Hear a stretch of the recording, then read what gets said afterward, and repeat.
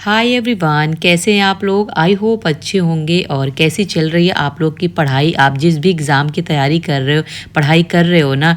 और देखो अभी होली का टाइम है, मुझे पता है कि जो टाइम है वो ख़राब होगा, क्योंकि ना 2 से 3 दिन जो है वो ख़राब होना ही होना होता है, सभी के साथ होता है।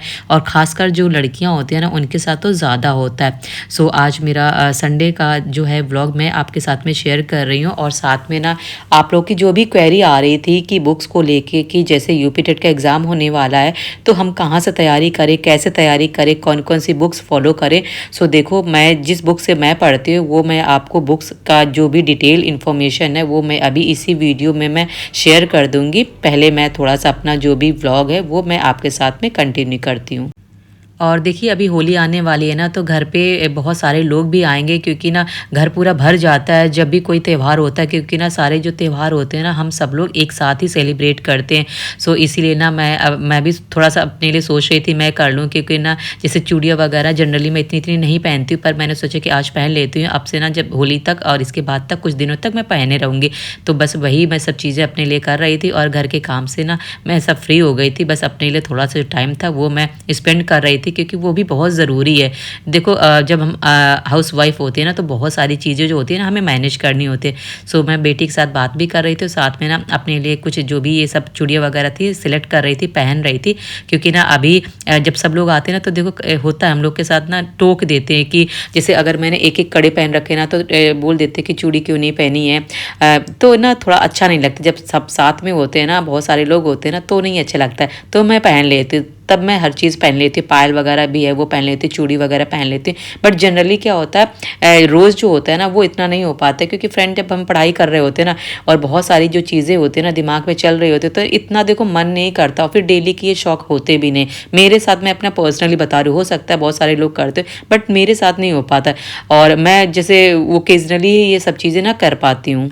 और यहाँ पे मैंने घर के सारे काम करने के बाद में अब मैं आ गई हूँ अपनी पढ़ाई करने के लिए, क्योंकि वो भी तो ज़रूरी है। संडे हो या मंडे, फिर भी हमें अपनी पढ़ाई तो करनी ही करनी होती है ना, भले ही आप कम करो लेकिन करो ज़रूर। सो अब बात कर लेते हैं आपके डाउट्स के, जो भी मेरे पास में कमेंट्स आ रहे थे।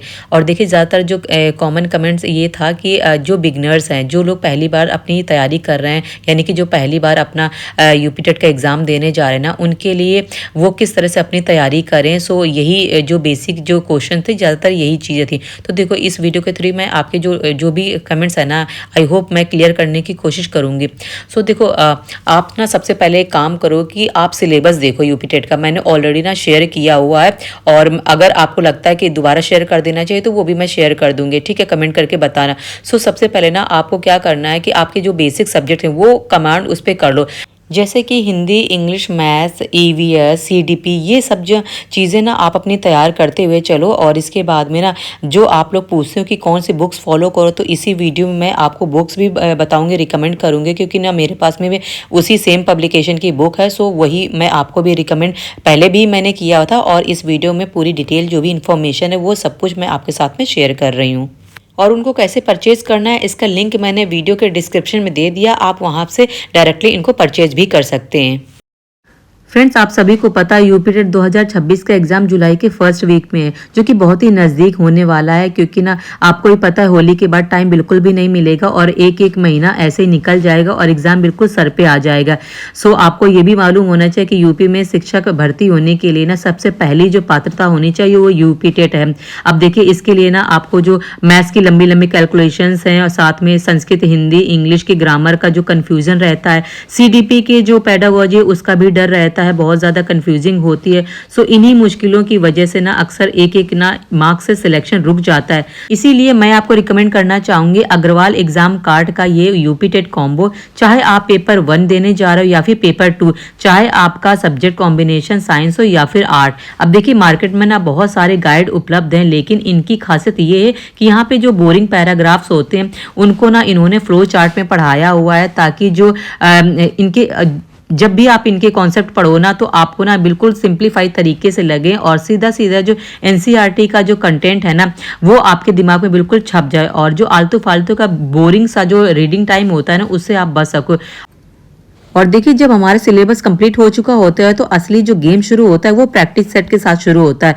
और यहाँ पे इन्होंने कंटेंट दिया हुआ है जिसमें सॉल्व पेपर्स आपको मिलेंगे, प्रैक्टिस सेट मिलेंगे, और जिस तरह से इन्होंने यहाँ पे समझाया हुआ है डिटेल इन्फॉर्मेशन के साथ डिटेल सोल्यूशन दिया हुआ है ना, हर एक क्वेश्चन का ना इन्होंने बारीकी से इस तरह समझाया हुआ है कि हमको बहुत अच्छे से हमारे दिमाग में ना एक माइंड मैपिंग होती है ना, उस तरह से बन जाता है और एक जो लॉजिक होता है वो बिल्ड होता है। और देखिए जब आप ना एग्जाम हॉल में बैठोगे तो आपको कहीं से नहीं लगेगा कि आपने इस तरह के कॉन्सेप्ट नहीं पढ़े हुए, क्योंकि ना ऑप्शन देखते ही आप तुरंत पहचान जाओगे कि इसका ऑप्शन ये वाला था।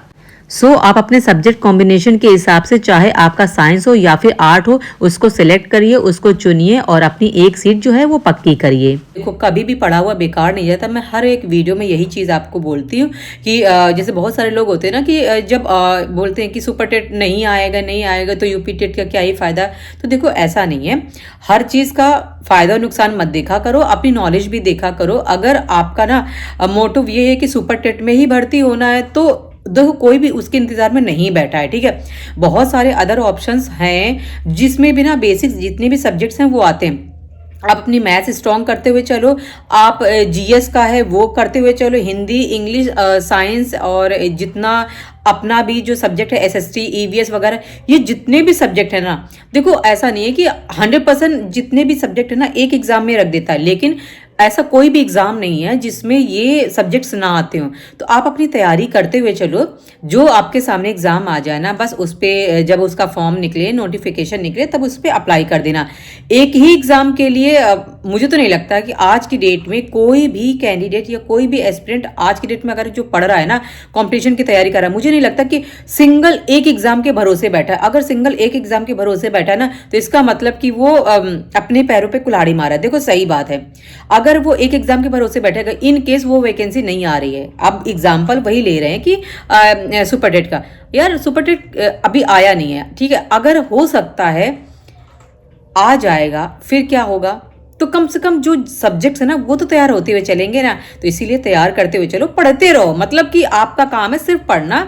आपके सामने जो भी अपॉर्चुनिटी मिले वो आप ले लो, चाहे आपको टीचिंग से रिलेटेड दो। ऐसा नहीं है कि सुपर टेट के भरोसे 7 साल से नहीं आए, तो ऐसा नहीं है कि लोग 7 साल से सिर्फ इसी के लिए बैठे हैं। जाने कितने कहाँ एग्जाम उन्होंने डाला हुआ होगा और बहुत सारे बच्चे सिलेक्ट होकर अपना चले गए होंगे, अपना उन्होंने रास्ता ही बदल दिया।